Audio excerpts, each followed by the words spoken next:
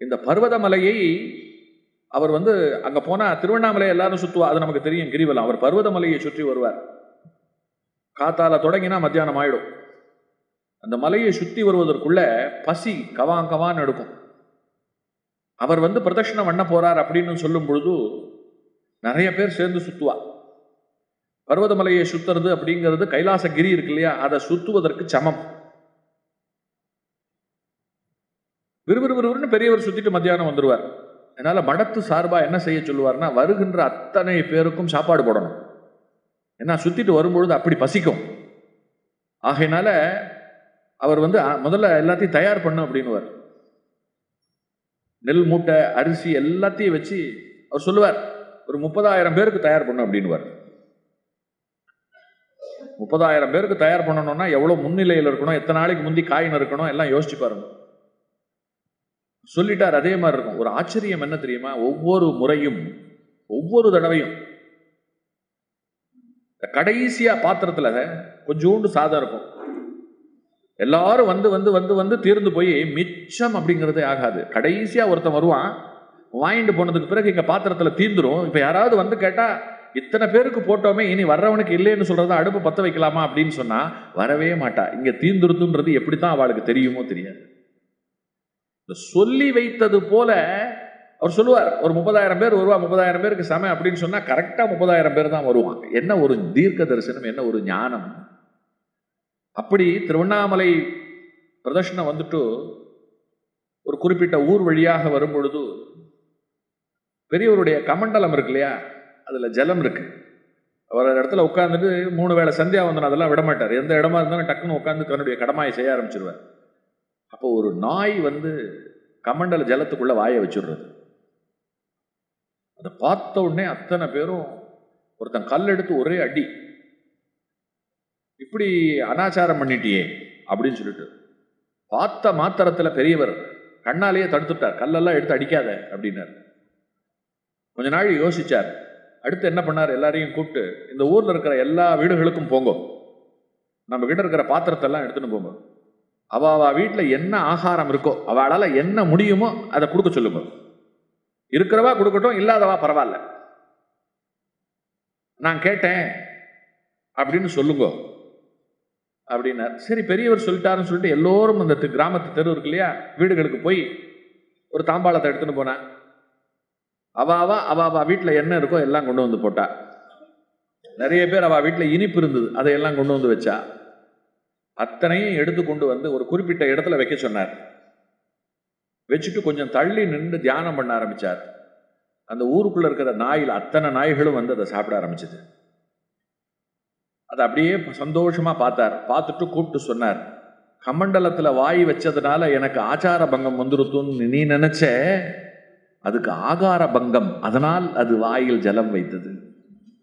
நாம அதை சரி பண்ணிட்டா ஆச்சார பங்கத்தை விட ஆகார பங்கம் ரொம்ப பெருசு. இதை கழுவி சுத்தப்படுத்திட்டா சரியா போயிடும். ஏன்னா ஆகார பங்கம் இருக்க போய்தான் ஆச்சார பங்கம் நடந்தது.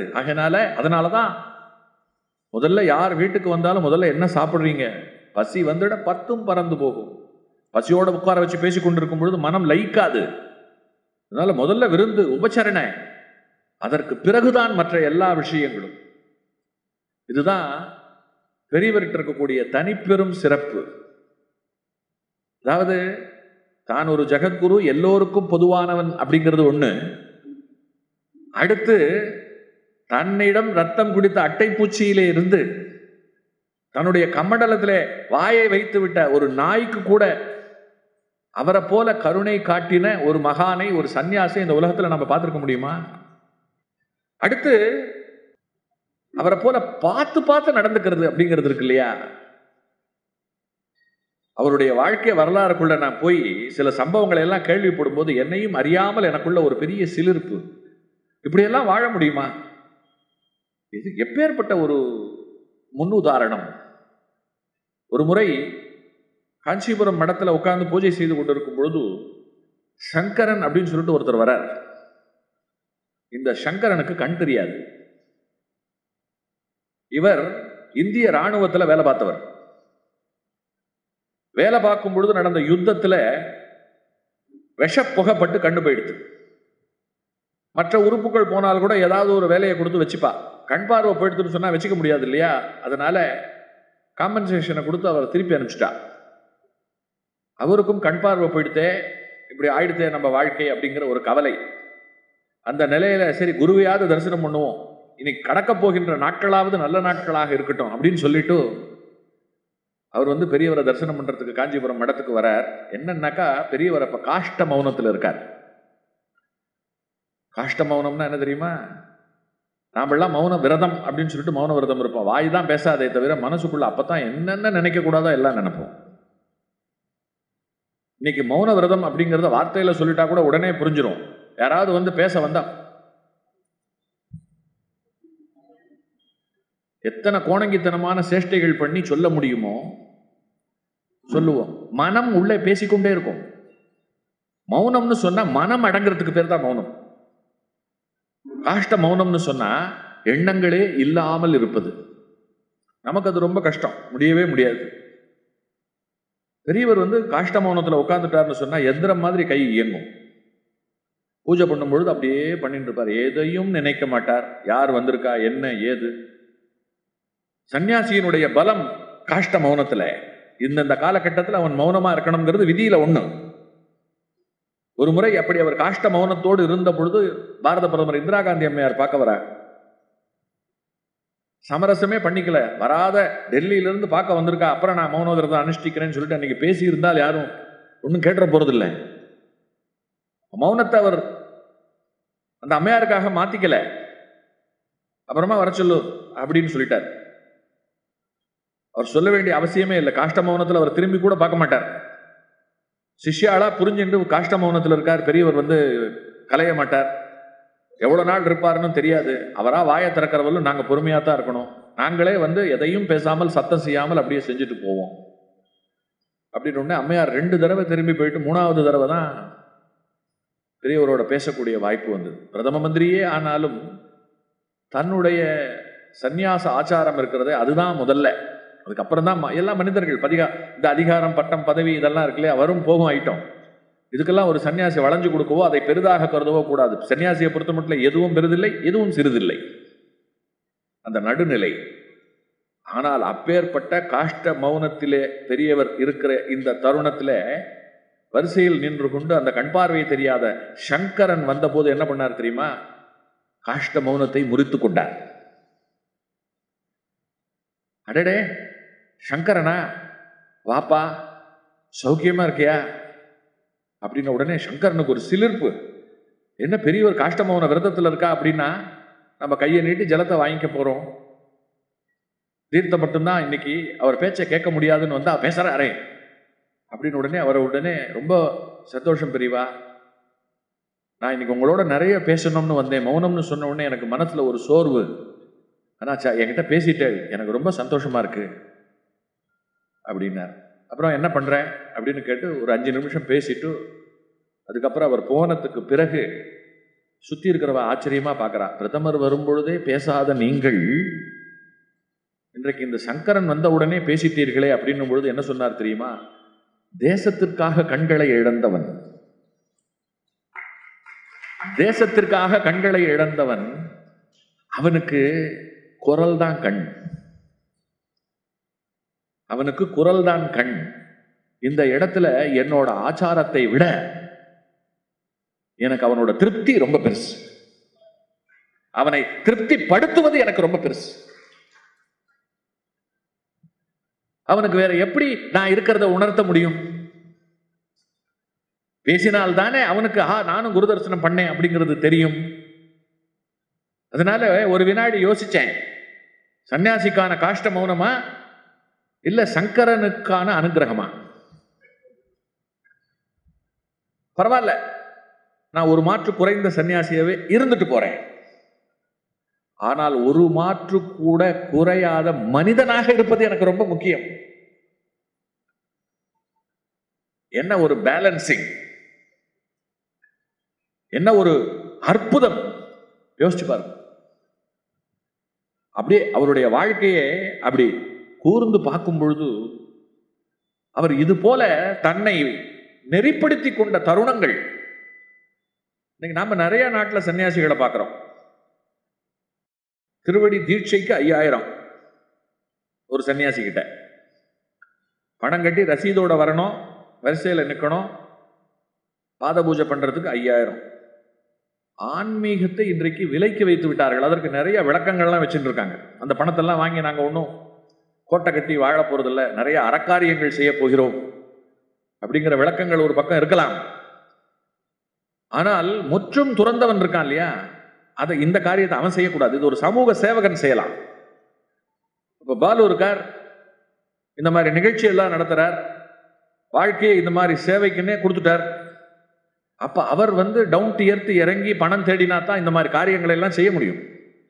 அப்ப அவர் இந்த பெரியவர் ஆத்துக்கு வரணுமா, ஒரு 5000 ரூபாய் ஆகும், இப்படி எல்லாம் செலவு இருக்கு அப்படின்னு சொல்லி அவர் ஒரு தொகையை பிக்ஸ் பண்றார் அப்படின்னு சொன்னா அதில் ஒரு நேர்த்தி இருக்கிறது. அப்படி செஞ்சா தான் அவரால் செய்ய முடியும். ஆனா ஒரு சன்னியாசிக்கு இது அழகு கிடையாது. பணமே பெரிதில்லை அப்படின்னா தான் அவன் சன்னியாசி. இன்னைக்கு எத்தனை பேர், அதனாலதான் சன்னியாசிகள் சாமியார்கள்னு சொன்னா இன்னைக்கு பத்திரிகை ஜோக்குல அவளப்பதான் முதல்ல போட்டு கிழின்னு கிழிக்கணும். என் புருஷன் ஜெயிலுக்கு போனா கூட பரவாயில்ல, ஆனா சன்னியாசியா மட்டும் ஆகக்கூடாது ஜோக்.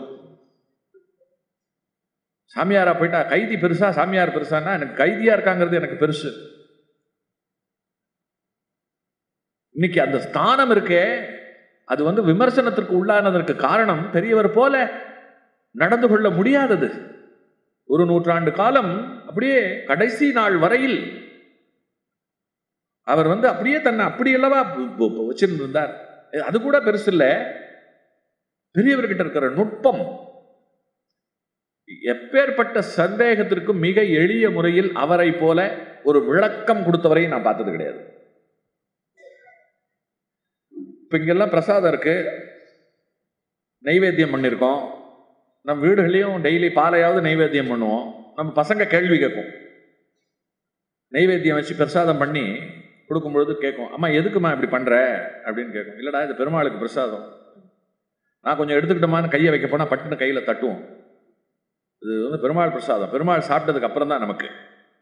அதுவும் கிருஷ்ண ஜெயந்தி அன்னைக்கு நிறைய பட்சணங்களை பண்ணி வச்சுட்டு நம்ம பசங்க நாக்கில் ஜொல்லு ஊற எப்போ அம்மா பூஜையை பண்ணி முடிப்பா அப்படின்னு சொல்லிட்டு தவிக்குங்க. கண்ணுலயே சாப்பிடும். அப்படி இப்படி போனா அப்படி இப்படி ஒன்று டபக்குன்னு எடுத்து வாயில போட்டுக்கிறது, ஐயோ தோஷமா போச்சு அப்படின்னு சொல்லிட்டு தவிப்போம். நைவேத்தியம் அப்ப அதுக்கு கேள்வி கேட்கும், இதெல்லாம் எங்கப்பா அவர் சாப்பிட போறாரா அப்படின்னு. நிஜமா சாப்பிட்டா நாம முதல்ல பண்ணவே மாட்டோம். நமக்கு தெரியும் நைவேத்தியம்ங்கிறது நாம சாப்பிட்றதுக்கு சுவாமி பேரை சொல்லி நாம சாப்பிட போறோம் என்ன. ஆனால் உண்மையில் நைவேத்தியம் அப்படிங்கிறதுக்கு பின்னால எத்தனை ஆழ்ந்த பொருள் இருக்கு தெரியுமா? நம்ம பிள்ளைகள் கேட்டா, பிள்ளை கேட்கறது பெருமாளுக்குன்னு சொல்ற, ஒரு தடவை கூட பெருமாள் சாப்பிடவே இல்லை, அப்படியே தான் இருக்கு, அப்புறம் நீ எனக்கு தானே திருப்பி கொடுக்குற, அப்ப கொடுக்கறதுக்கு இப்ப கூட பெருமாள் எங்க சாப்பிட்ற அப்படின்னு கேட்கும் பொழுது என்ன பதில் சொல்றது? இல்ல இல்ல இது அவருக்கு காட்டுறோம் அப்படின்றோம்.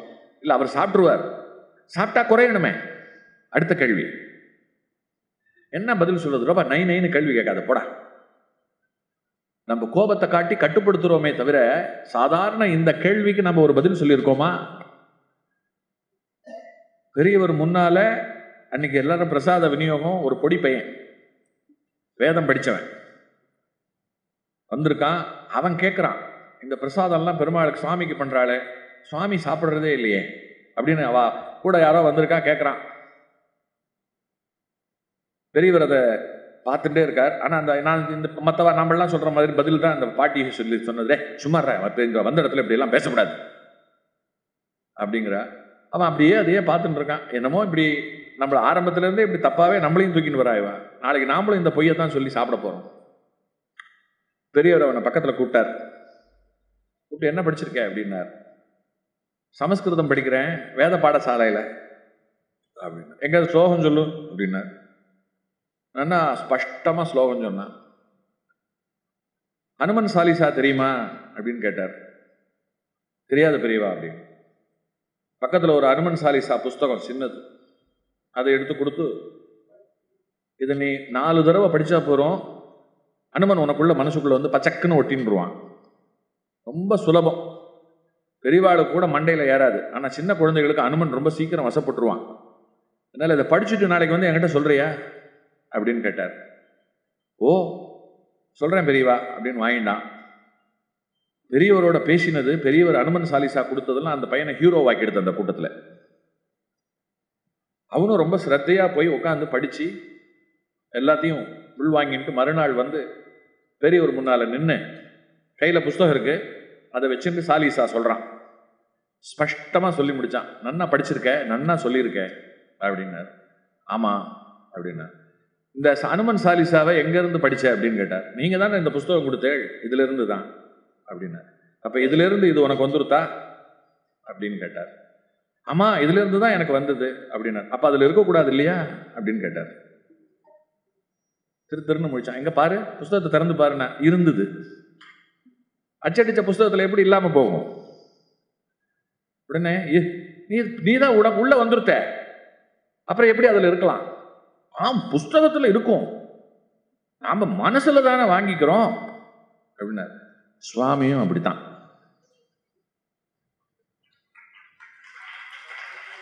சொல்ல தெரிஞ்சுதா யாருக்காவது? ஒரு சின்ன குழந்தைக்கு ஒரு அனுமன் சாலிசாவை வைத்து நைவேத்தியத்தை இறைவன் எப்படி ஏற்றுக்கொள்ளுகிறான்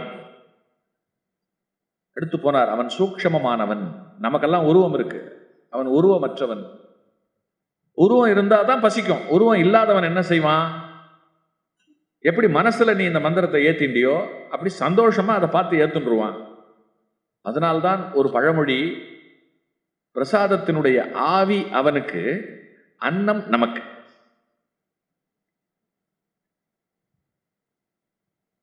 சாதம் அப்படின்னு சொன்னா பசி தீர்க்கக்கூடிய உணவு, பிரசாதம்னு சொன்னா அதுதான் பெரிய உணவு. பிராண பெரிய, பிரதோஷம், பிராகாரம், பிரசவம் எல்லா இடத்துல இருக்கிற அந்த பிர அப்படிங்கிற சமஸ்கிருத சொல்லுக்கு பெரிய அப்படின்னு பொருள்.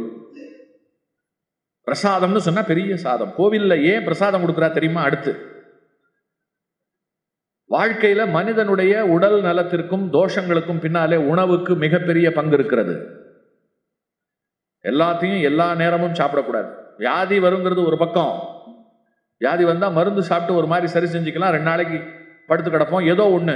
ஆனால் சில தோஷங்கள் நம்மை பற்றி கொண்டால் போகவே போகாது.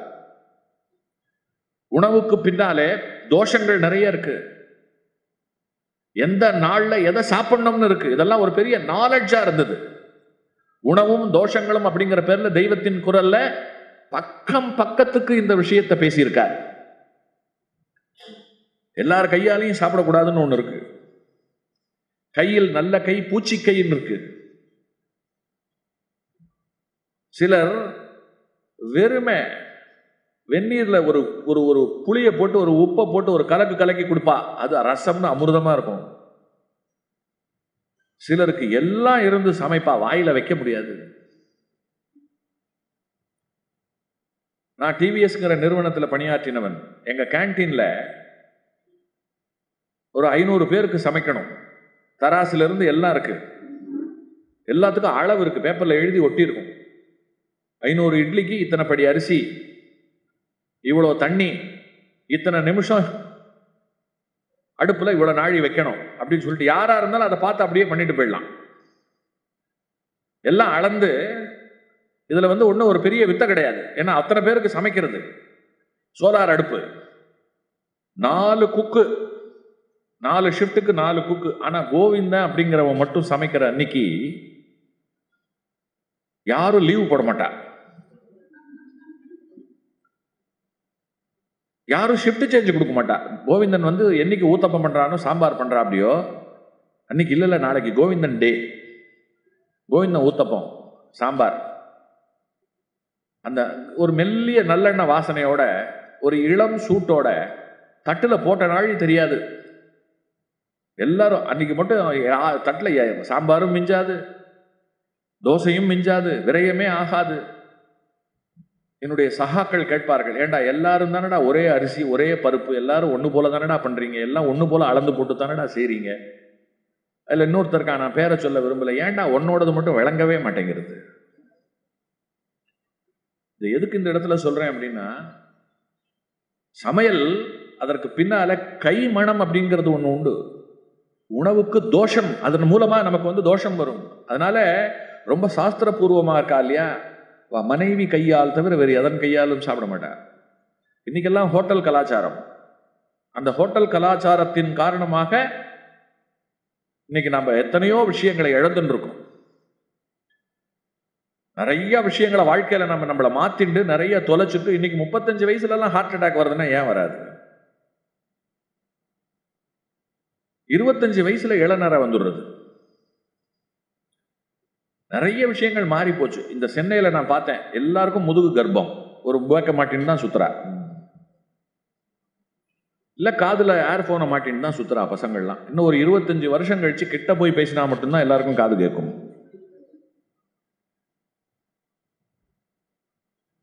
கண் மூக்கு மருத்துவ நிபுணர், காது கேட்காதவர் இருக்கா இல்லையா, அவளுக்கு தான் இனிமே வருங்காலத்துல வேலை. ஏன்னா அந்த அளவுக்கு நம்ம விஞ்ஞான கருவிகளுக்கு நம்மை அடிமையாகி தொலைத்து விட்டு உட்கார்ந்து கொண்டு இருக்கிறோம். இந்த தோஷங்களை எல்லாம் நாம பின்பற்றல. இதை பத்தி சொல்றதுக்கு ஆள் கிடையாது. இதெல்லாம் ஒரு மேட்டரா? இருக்கிறதுல நல்ல ஹோட்டல், காசு இருக்கிறவன் நல்ல பெரிய ஹோட்டலா பார்த்து போறான், காசு இல்லாதவன் கையேந்திப்பவன். வாய்க்கு ருசியா இருந்தா போறோம். ஆனால் அதற்கு பின் இருக்கக்கூடிய புனிதத்தன்மை, உணவிற்கு பின்னால என்னென்ன இருக்கு தெரியுமா? அது அருட்கதிர்களை கொண்டிருக்கிறது. அரிசின்னு சொன்னா அதுல பின்னாடி சந்திரன் இருக்கான், கோதுமைன்னு சொன்னா அதுக்கு பின்னாடி சூரியன் இருக்கான், பருப்புக்கு பின்னாடி மற்ற கோள்கள் இருக்கு, சர்க்கரைக்குள்ள சுக்கிரன் உட்கார்ந்து இருக்கான். சில நாட்கள்ல ஏன் இனிப்பு சாப்பிடக்கூடாது, சில நாட்கள்ல ஏன் விரதம் இருக்கணும் அப்படின்னு சொன்னா, இந்த உணவு வழியாக அந்த கோள் நமக்குள்ள புகுந்து நம்மை அது தன் கையில் எடுத்துக்கொண்டு நம்ம எப்படி வழி நடத்தணுமோ அப்படி தன் பாட்டுக்கு வழி நடத்திடும். சிலருக்கெல்லாம் இள வயசுல சுக்கிர தசை வரும், பூர்வ ஜென்ம கர்மால ரொம்ப பாவம் பண்ணியிருப்பா. இந்த சுக்கிரன் என்ன பண்ணுவான், அதை அந்த கடமையை ஈடேற்றி கொடுக்கணும். கர்மா அனுபவிக்கணும் இல்லையா?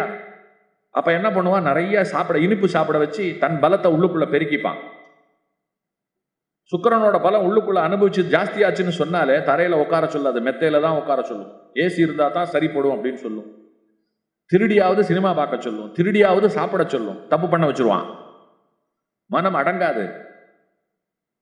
அதனால விரதத்தை அனுஷ்டிக்க சொன்னதன் பின்னாலே இந்த கோள்களை கட்டுப்படுத்துறதுக்கு தான் விரதம். குறிப்பா இந்த நாள் கிருத்திகை அன்னைக்கு சாப்பிடாத, ஏகாதசி அன்னைக்கு சாப்பிடாத, சிவராத்திரி அன்னைக்கு சாப்பிடாத அப்படின்னு சொன்னா 2 உடல் உறுப்புகளுக்கு ஓய்வு. அதே சமயம் ஒரு தீய சக்தி உள்ளுக்குள்ள உட்கார்ந்துட்டு ஒன்னு ஆட்டுன்னு ஆட்டுறது இருக்கு இல்லையா, அதை கத்தரிக்கிறோம். இதை தெய்வத்தின் பேரால் செய்ய வைப்பது, அதற்கு பேர் தான் விரதம். அதனாலதான் சன்னியாசி ரொம்ப பலத்த விரதத்தோடு பெரியவர் எப்பொழுதுமே இருப்பார். இந்த விஷயத்துல ரொம்ப அடுத்தது பசி இல்லாமல் எல்லாரையும் பார்த்து கொள்றது அப்படிங்கிற விஷயம் இருக்கு இல்லையா, அது. அப்போ இப்ப நாம சாப்பிட்ற சாப்பாட்டை கொஞ்சம் நினைச்சு பாருங்களேன். தோஷம் இல்லாத ஒரு உணவை நம்ம சாப்பிட்டோம்னு உறுதியா சொல்ல முடியாது இல்லையா? என்னென்னமோ சாப்பிட்றோம். நிச்சயமா நம்ம வயிற்றுக்குள்ள இருக்கக்கூடிய ஒரு உணவு இருக்குல்ல, தோஷமா இருக்கிறதுக்கு வாய்ப்பு இருக்கு. அந்த காலத்திலேயாவது பரவாயில்ல, செட்டியார் மட்டும்தான் கடை வச்சிருப்பார். இன்னைக்கு எல்லாருமே எல்லா வேலையும் செய்யறோமே இல்லையா? எங்கேயோ இருக்கிற பெட்ரோல் இங்க நம்ம தினசரி தண்ணி கூட நம்ம அவ்வளவு குடிக்கிறது இல்லை. ஒரு நாளைக்கு ஒருத்தன் 1 லிட்டர் தண்ணி குடிக்கிறதே கிடையாது. ஆனா 1 லிட்டர் பெட்ரோலை கட்டாயமா யூஸ் பண்றோம். எங்கிருந்து வருது? அராபிய தேசத்துல இருந்தானே வருது. இன்னைக்கு நம்ம தொடுகிற எந்த ஒரு உணவை எடுத்துக்கொண்டாலும் அதற்கு பின்னால எல்லா சம்பந்தமும் இருக்கு. எல்லாம் பேக்கடு ஃபுட் வேற. ஒரு 25 பேர் கைப்பற்றிருக்கு. அந்த 25 பேர் யாருன்னு சொல்ல முடியுமா? ஒரு கொக்கோ கோலா வாங்கி குடிக்கிறோம், அது எந்த ஊர்ல, எந்த ஒரு கிணத்து தண்ணி அல்லது எந்த ஊர் ஆத்து தண்ணி, எத்தனை பேர் கைப்பட்டது தெரியுமா? ஒண்ணுமே தெரியாது. வயிறு ரொம்பினா போறோம். இதெல்லாம் தெரிஞ்சு என்ன பண்ண போறோம்? இதெல்லாம் பார்த்தோன்னா வாழவே முடியாது. அதுவும் ஒரு உண்மை. இதெல்லாம் பார்த்தா வாழ முடியாது இன்னைக்கு. ஏன்னா வாழ்க்கை முறை மாறி போச்சு. அப்போ இதுக்கு என்ன தீர்வு? காலம் இப்படி ஆகும், இப்படி எல்லாம் நடக்கும். தோஷம் மிகுந்து போனால் தோஷத்தை நீக்குவதற்கு என்ன வழி? அதனாலதான் பார்த்தா கோவில்களில் பிரசாதம் கொடு. கோவில் பிரசாதம் இருக்கு, அது என்ன பண்ணும்னா வயிற்றுக்குள் இருக்கக்கூடிய மற்ற சாதத்தையும் பிரசாதமாக்கி விடுகிறது. உன் தோஷம் அதோட போயிடுறது. தினசரி கோயிலுக்கு போய் ஒரு கைப்பிடி ஏதோ ஒண்ணு பிரசாதம்னு சொல்லி கொடுக்கிற ஒண்ணு இருக்கு இல்லையா, ஒரு கல்கண்டு இத்துண்டு ஒரு துண்டு, இறைவனுடைய நாமத்தை சொல்லி தரப்படுவது பிரசாதம். இறைவனுடைய நாமத்தை சொல்லி வாயில் போட்டுக் கொள்ளும் பொழுது நாம் ஏற்கனவே உண்ட உணவில் எத்தனை தோஷம் இருந்தாலும் அந்த உணவெல்லாமும் பிரசாதமா மாறிவிடுறது. பெரியவர் சொல்றார், ஏன் பிரசாதம் கொடுக்க சொல்றோம்? எல்லாருடைய பசியை ஆற்றுவதற்கு ஒரு வாய்ப்பு. அந்த இடத்துல ஏழை பணக்காரன் இல்லாம எல்லாரும் கை நீட்டுவான். மறைமுகமா எல்லாரும் சமம், பசி அப்படின்னு வந்துருச்சுன்னா எல்லாரும் கை நீட்டுவோங்கிற பாடம் ஒண்ணு மறைமுகமா நடத்தப்படுறது. ஒரு பணக்காரன் இதை செய்யும் பொழுது சிலர் என்ன பண்ணுவா, அவன் தன் பண ஜபர்தஸ்தை காட்டுறதுக்காக செய்யறான், இவங்கிட்ட போய் நான் வாங்குவதா அப்படின்னு சொல்லிட்டு ஒதுங்கி போயிடுவோம். கடவுளின் பெயரால் செய்யும் பொழுது யாரும் அதை செய்ய மாட்டோம். என்ன ஒரு அற்புதமான தாத்பரியம், என்ன ஒரு அற்புதமான விஷயம். விளக்கம் கொடுக்கிறார். பிரசாதம் ஏன் பெரிது, நைவேத்தியம் என்றால் என்ன? இன்னொருத்தர் கேட்கிறார், இங்க உட்கார்ந்து எள்ளு தண்ணி விட்டா எங்கேயோ இருக்கிற அப்பா அம்மா செத்து போயிட்டாளே, அவ என்ன ஆனான்னு கூட தெரியாது, அவளுக்கு போய் சேர்றதுங்கிறதுலாம் என்ன பைத்தியக்காரத்தனமா இல்லையா அப்படிங்கிறார். உன் ஊர் போஸ்ட் ஆபீஸ்ல நீ 100 ரூபாய் கொடுக்குற, லண்டன்ல அல்லது டெல்லியில இருக்கிற யாருக்கோ அந்த 100 ரூபாய் போய் சேர்றது, இதே 100 ரூபாய் அங்க போய் சேர்றது. ஆனா இங்க கொடுத்தா அங்க போயிடுறது இல்லையா? அவர் கேட்கிறார், இங்க கொடுத்தா அங்க போயிடுறது இல்லையா? அப்படித்தான் இதுவும். நீ ஸ்ரத்தையா செய்யறியா? ஸ்ரத்தையா செய்யறதுக்கு பேர் தான் ஸ்ரார்த்தம். அந்த வார்த்தைக்குள்ளேயே பொருள் இருக்கு. நீ ஸ்ரத்தையா காரியங்களை பெரியவர்கள் பேரில் நினைத்து நீ செய்யறியா? தேவர்கள் பார்த்து கொண்டே இருக்கிறார்கள். நமக்கு மேல 10 அடிக்கு மேல சகல தேவர்களும் இருந்து நம்மை பார்த்து கொண்டே இருக்கிறார்கள். நாம நினைச்சுட்டு இருக்கோம் இந்த உலகத்துல நம் கண்ணில் புலனாகின்ற உயிரினங்கள் நாம் அவ்வளவுதான் இருக்கோம் அப்படின்னு நினைச்சுன்னு சொல்லிட்டு இருக்கோம்.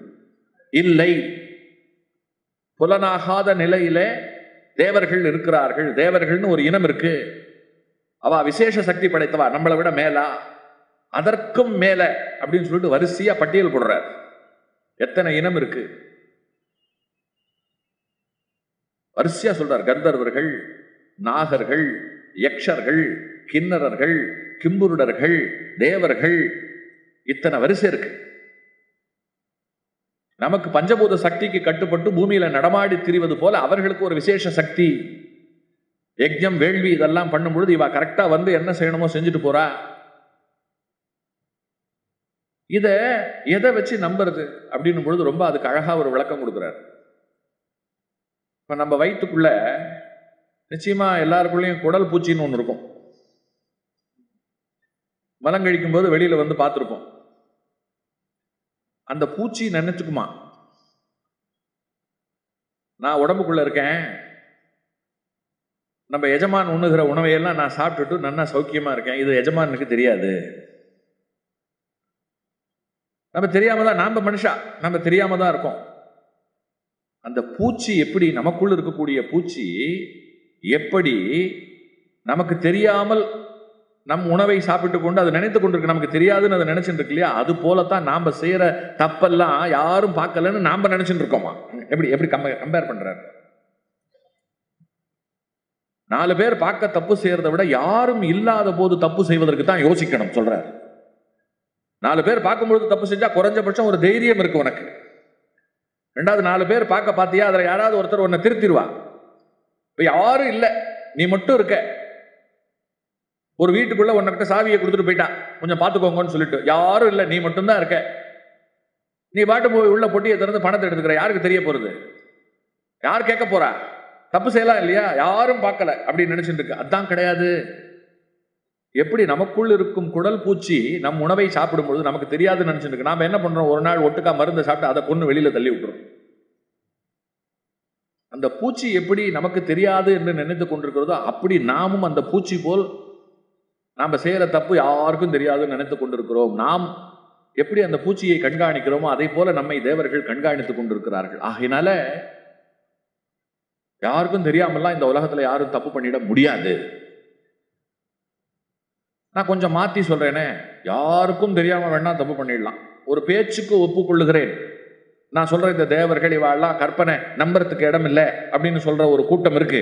நான் அதனால அவ பேச்சை எடுத்துக்கிறேன், எடுத்துட்டு அவளுக்கும் தெரியாமல் வச்சுக்கலாம்.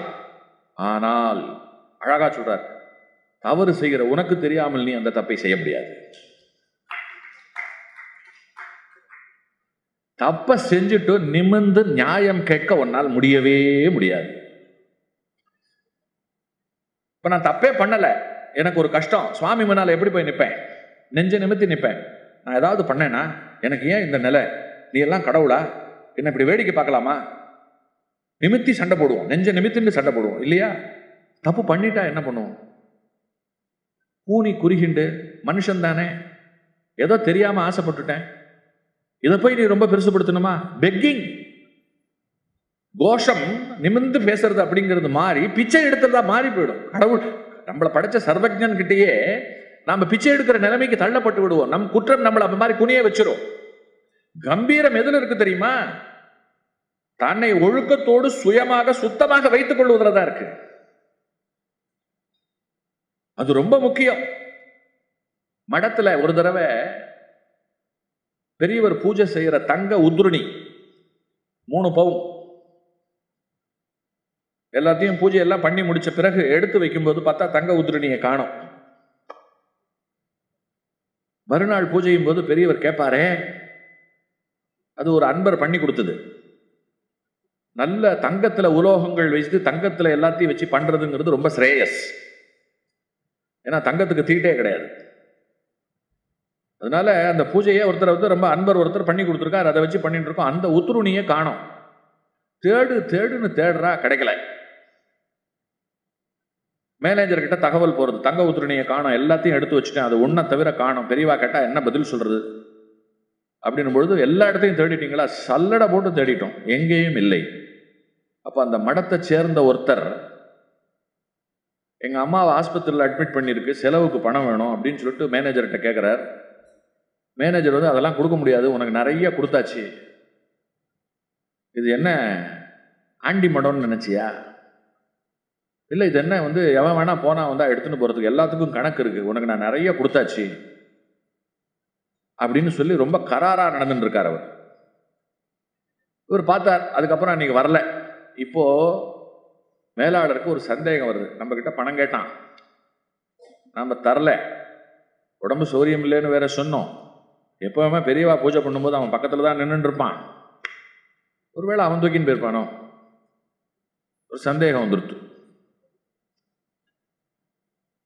உடனே பேச்சு, அவனா தான் இருக்கணும். ஏன்னா இங்க எங்கேயும் எல்லா இடத்துலையும் பார்த்தாச்சு, பணம் இல்லைன்னு சொன்ன உடனே தூக்கின்னு போயிட்டான். எந்த கடையில் போய் அடகு வச்சு பணம் வாங்கினானோ, இல்லை வித்துட்டானோ, இப்படி பல எண்ண ஓட்டங்கள். பெரியவர் என்ன பண்ணார், எல்லாரும் மூஞ்சிலையும் சலனம் இருந்ததுன்னா ரொம்ப அழகா கண்டுபிடிச்சிடுவார். கூப்பிட்டார், என்ன எல்லாம் திருன்னு முழிச்சுட்டு என்னமோ பேசிட்டு இருக்கீங்க என்ன அப்படின்னாரு. ஒன்னும் பெரியவா, ஒன்னும் பெரியவான்னு ஓடினான். ஆனா அதுலயும் உளறதுக்கு ஒருத்தன் இருக்கான். கரெக்டா அவனை பார்த்து கூப்பிட்டார், ஒழுங்கா சொல்லு. இல்ல பெரியவா, நீங்க இந்த உத்ருணி காணாம போயிடுது அப்படின்னார். ஓஹோ, யார் பேர்லயாவது சந்தேகமா? அடுத்த கேள்வி. ஆமா, எதனால?